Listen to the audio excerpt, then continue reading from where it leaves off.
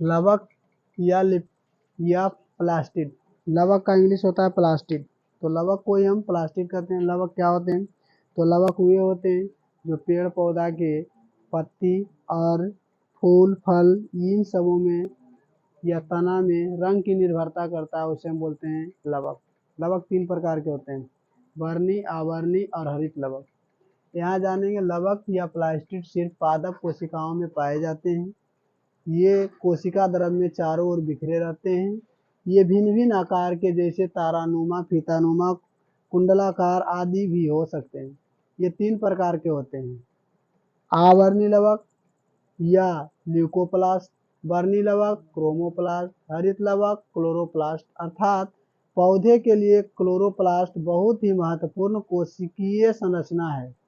इसी में मौजूदा वर्णक के चलते प्रकाश संश्लेषण की क्रिया संपन्न होती है। क्लोरोप्लास्ट में क्लोरोफिल के अतिरिक्त विभिन्न पीले और नारंगी रंग के वर्णक भी पाए जाते हैं। ल्यूकोप्लास्ट रंगहीन अतिरिक्त विभिन्न पीले और नारंगी रंग के वर्णक भी पाए जाते हैं। ल्यूकोप्लास्ट रंगहीन या श्वेत तथा क्रोमोप्लास्ट रंगीन प्लास्टिड होते हैं। क्लोरोप्लास्ट या हरित लवक सुरक्षा रचनाएं होती है जो दूसरी झिल्ली से घिरे रहते हैं। इनके अंदर तरल युक्त गुहा होता है, यानी तरल युक्त गुहा इसमें पाया जाता है, जिसे स्ट्रोमा कहते हैं। इन थैलीनुमा रचना को थाइलोक्वाइड्स कहते हैं। प्रत्येक थैलेक्वाइड समूह को ग्रेनम कहते हैं। तो लवक 3 प्रकार के होता है, आवर्णी, वर्णी लवक और हरित लवक। तो आवर्णी लवक जो होता है वो जड़ में पाया जाता है, वर्णी लवक जो होता है फूल फल में पाया जाता है, और हरित लवक जो होता है पत्ती और तने में पाए जाते हैं, जिनके कारण उनका आकार मतलब उनका रंग जो होता है हरा होता है। और वर्णी लवक के कारण फल फूल का रंग निर्भर करता है। यहाँ देखेंगे बताया गया है हरित लवक के इलेक्ट्रॉनिक सूक्ष्मदर्शी संरचना। तो यहाँ दोहरी झिल्ली ये बताया जा रहा है, ये दोहरी झिल्ली है, ये दोहरी झिल्ली है, ये है स्ट्रोमा, ये है ग्रेन्यूल लैमिली और ये है स्ट्रोमा लैमिली जो झागेदार रूप की संरचना प्रदर्शित करते हैं। अब हम जानेंगे इसका कार्य क्या है, लवक का कार्य क्या है। ल्यूकोप्लास्ट मुख्यतः जड़ की कोशिकाओं में पाए जाते हैं और खाद्य संचयन का कार्य करते हैं। इसमें स्टार्च, प्रोटीन तथा तेल जैसे पदार्थ संचित रहते हैं। क्रोमोप्लास्ट फूलों तथा बीजों के विभिन्न रंग प्रदान करते हैं। क्लोरोप्लास्ट मुख्यतः पत्तियों में पाया जाता है एवं भोजन संश्लेषण में सहायक होते हैं। तो सबसे महत्वपूर्ण होता है आवर्णी लवक का कार्य क्या है, तो जड़ में पाया जाता है, स्टार्च प्रोटीन तेल को जमा रखता है। क्रोमोप्लास्ट अर्थात वर्णी लवक, वर्णी लवक का कार्य क्या है, फूलों और बीजों का रंग निर्धारण करना। क्लोरोप्लास्ट क्या है, तो क्लोरोप्लास्ट का प्रमुख कार्य जो होता है वो पत्ती में पाया जाता है, जिनके कारण वो हरी होती है। साथ ही साथ भोजन संश्लेषण में भी वो सहायक होते हैं, यानी भोजन बनाने में ये महत्वपूर्ण भूमिका निभाते हैं। इसका नाम है क्लोरोप्लास्ट। अब जानेंगे रसधनी क्या है। कोशिका की रसधनियां चारों ओर से एक झिल्ली से घिरी रहती है। इस झिल्ली को टोनोप्लास्ट कहते हैं। रसधनियां छोटी या बड़ी हो सकती हैं।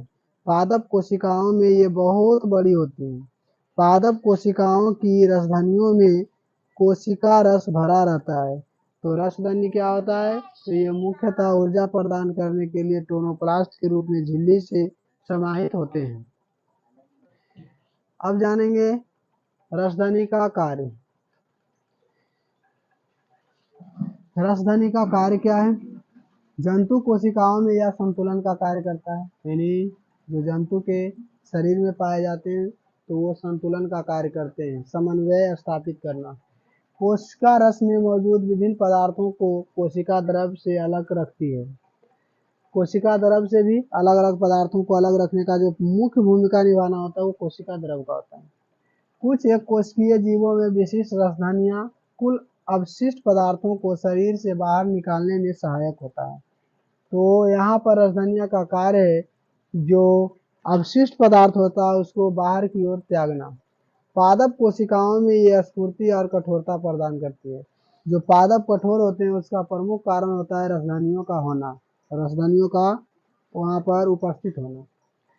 तारकाय या सेंट्रोसोम क्या है? तारकाय का इंग्लिश होता है सेंट्रोसोम। तो सेंट्रोसोम क्या है?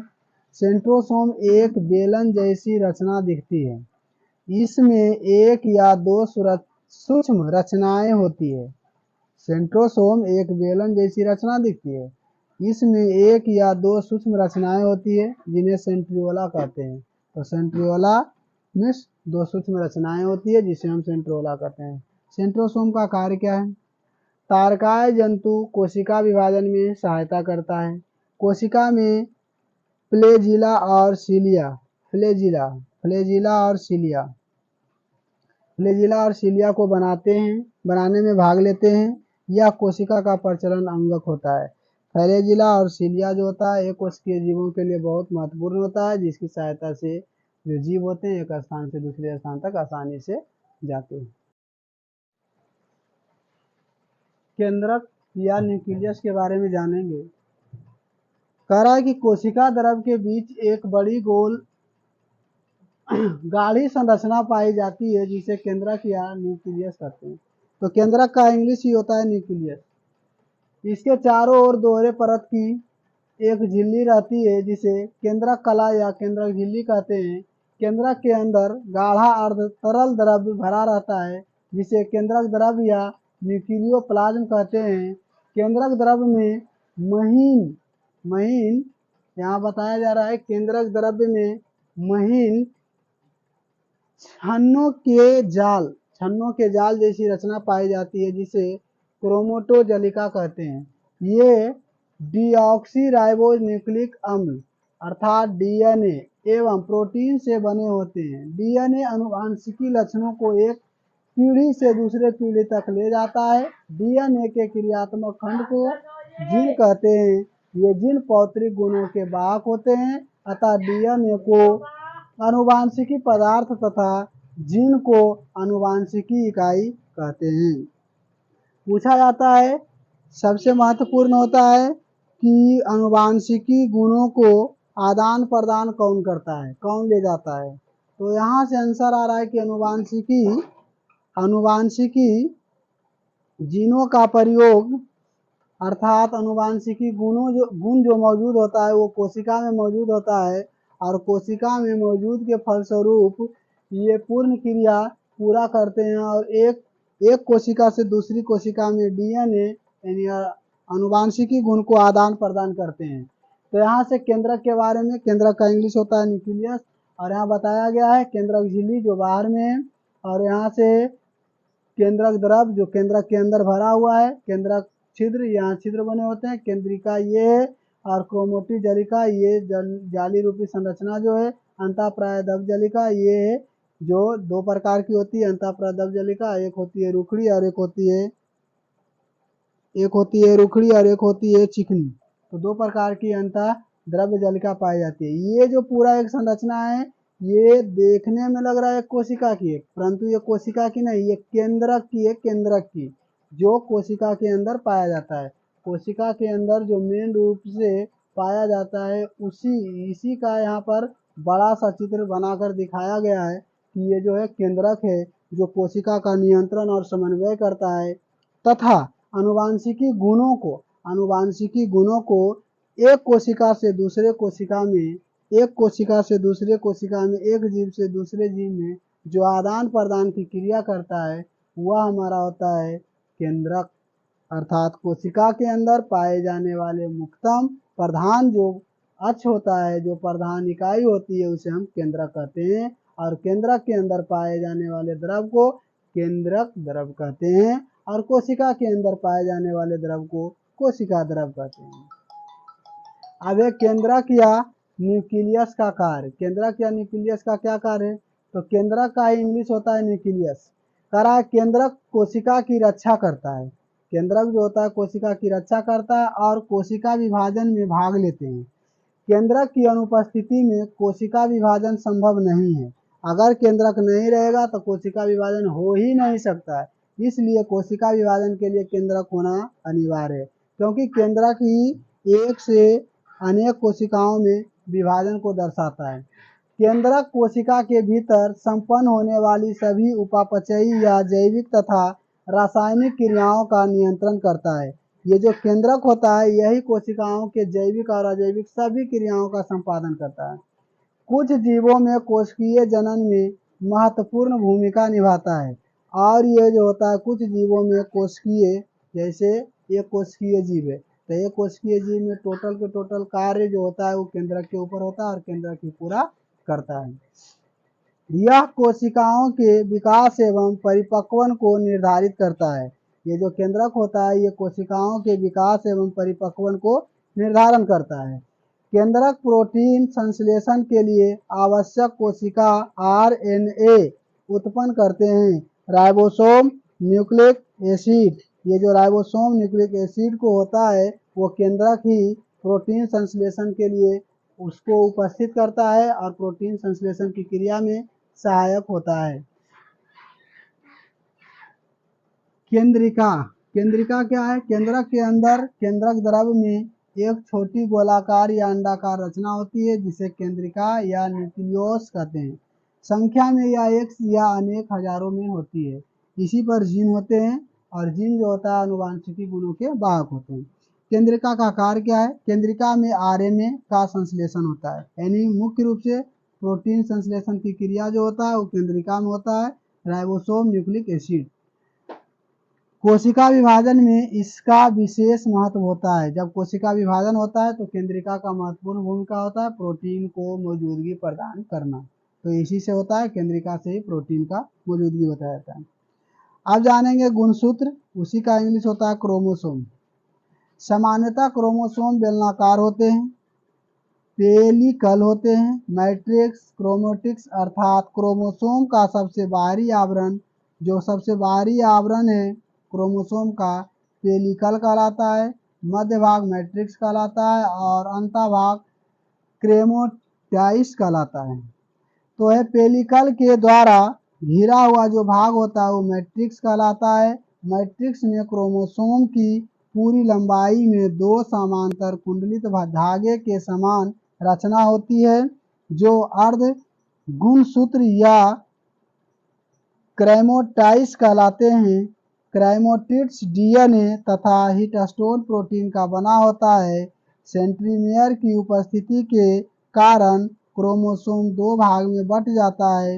इन दो भागों को बहु या आर्म कहते हैं। दोनों बहुओं के संधि स्थल पर एक संकुचन होता है जिसे प्राथमिक संकुचन या प्राइमरी क्रेस्टेक्शन कहते हैं। क्रोमोसोम का शीर्ष भाग टेलोमेयर कहलाता है। तो ये क्रोमोसोम का संरचना बताया गया है। ये जो है ऊपरी भाग ये टेलोमेयर है, ये जो बाहरी संरचना पेलिकल है, अंता भाग जो है मैट्रिक्स है और यहाँ पर प्रथम बार इसका संकुचन हुआ यानी कि मिलना हुआ, इसका दाब हुआ तो वहाँ प्राइमरी क्रेस्टियल हुआ और यहाँ पर इसके अंदर जो बताया जा रहा है सेंट्रियोसोम है और सेकेंडरी ट्रांसडक्शन हुआ जो यहाँ एक बार हुआ और यहाँ पर जाने के बाद दूसरी बार हुआ, तो इसी कारण इसका नाम सेकेंडरी रखा गया।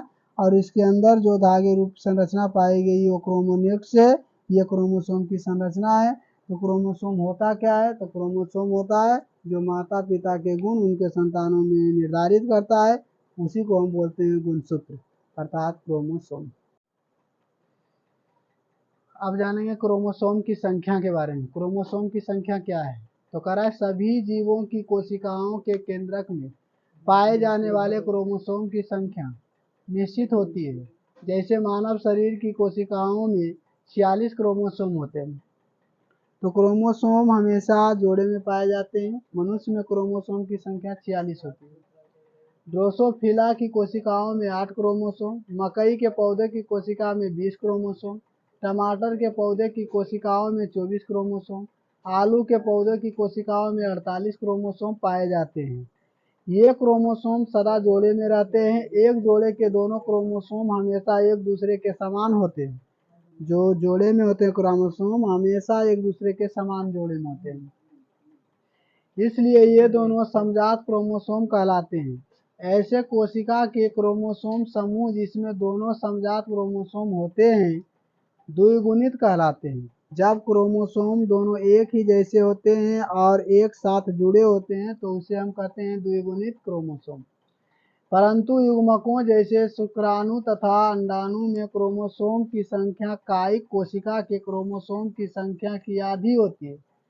ऐसे कोशिका के क्रोमोसोम समूह अगुणित कहलाते हैं। इसमें जो क्रोमोसोम की संख्या होती है वो अलग अलग अभिन्नता प्रकट करते हैं। अब हम जानेंगे क्रोमोसोम। तो क्रोमोसोम मनुष्य के लिए 23 जोड़ा और कुल संख्या 46। अब है प्रोकैरियोटिक एवं यूकैरियोटिक कोशिका। तो प्रोकैरियोटिक अर्थात एक कोशिकीय जीव या अल्प जीव और यूकैरियोटिक अर्थात बहुकोशिकीय जीव। केंद्रक की रचना के आधार पर कोशिका दो तरह की होती है। ऐसी कोशिका जिसमें केंद्रक झिल्ली नहीं होती एवं वास्तविक केंद्रक नहीं होता है उसे हम प्रोकैरियोटिक कोशिका कहते हैं। एक कोशिकीय हो, कोशिका झिल्ली ना हो, कोशिका का जो केंद्रक हो एकल मौजूद हो, उसे हम प्रोकैरियोटिक कोशिका कहते हैं। जैसे जीवाणु, साइनोबैक्टीरिया। इनके अस्पष्ट केंद्रक क्षेत्र में केवल क्रोमैटिक पदार्थ रहता है। ऐसे क्षेत्र के केंद्रकाय कहते हैं। अविकसित केंद्रक के अलावा प्रोकैरियोटिक कोशिकाओं में झिल्ली से घिरे अंगक नहीं पाए जाते हैं। ऐसे अंगकों के कार्य कोशिका द्रव के असंगठित भाग द्वारा किए जाते हैं। ये हमारा हो गया प्रोकैरियोटिक के बारे में। अब यूकैरियोटिक क्या है? तो यूकैरियोटिक में हमेशा एक से अधिक कोशिकाएं होती है और एक से अधिक जब कोशिकाएं पाई जाएगी तो उसमें केंद्रक भी होंगे और अनेक कोशिकाओं में मिलकर एक संगठित अंग का निर्माण करेगा। ये अंग सुचारू रूप से किसी भी विकसित जीव का परिचालन और जैविक कार्य को पूरा करेंगे। अब यहाँ के बाद एक प्रश्न दिया गया है। एक प्रश्न है कि प्रोकैरियोटिक एवं यूकैरियोटिक कोशिका में अंतर बताएं। तो अब भी हम बताएं यहाँ से प्रोकैरियोटिक और यूकैरियोटिक के बारे में। तो यहाँ पर अंतर लिखना है। दूसरा है प्रमुख कोशिकीय रचनाएं और उनके कार्य बताएं। हम बताएं केंद्रक का कार्य क्या होता है, हरित लवक का कार्य क्या होता है और प्लाज्मिड का कार्य क्या होता है, लिपिड का कार्य क्या होता है, अंतःप्रायदब जलिका का कार्य क्या होता है। उन्हीं सभी के बारे में इसमें लिखना है। जो बताया जा रहा है कि प्रमुख कोशिकीय रचना और उनके कार्य बताएं, इसमें लिखना है। अब जानेंगे प्रोकैरियोटिक कोशिका और यूकैरियोटिका में अंतर। प्रोकैरियोटिक कोशिका और यूकैरियोटिक कोशिका। प्रोकैरियोटिक कोशिका में यहाँ बताया जा रहा है फ्लैजिला है, फिटानोमी है, कोशिका भित्ति है, कोशिका झिल्ली है, यहाँ पर डीएनए गोलाकार रूप में है, यहाँ पर है प्रकाश संश्लेषित झिल्ली, प्रकाश संश्लेषण की कुछ में क्रियाएं भी होती है। ऐसे जीव को हम प्रोकैरियोटिक कहते हैं। अब ये यूकैरियोटिक किसे कहते हैं? तो इसमें जो होता है कोशिका भित्ति होती है, ये जो है उसके अंदर कोशिका झिल्ली है, उसके अंदर जो ये संरचना है इसको अंतःप्रायदब जलिका कहते हैं। उसके जो है यहाँ पर बताया जा रहा है कोशिका द्रव है, यहाँ जो बताया जा रहा है क्लोरोप्लास्ट है और यहाँ जो बताया जा रहा है माइटोकॉन्ड्रिया है। ये जो है गोल्जिकाय है, ये वाला भाग गोल्जिकाय है। यहाँ जो बताया जा रहा है इसमें जो है रसधनी है और यहाँ बताया जा रहा है कोशिका झिल्ली है, ये जो है क्रोमैटिन है। तो ये जो है यूकैरियोटिक पादप कोशिका है, यूकैरियोटिक पादप कोशिका और ये प्रोकैरियोटिक कोशिका। तो ये जीवाणु में होते हैं और ये पादप के बारे में बताया गया है।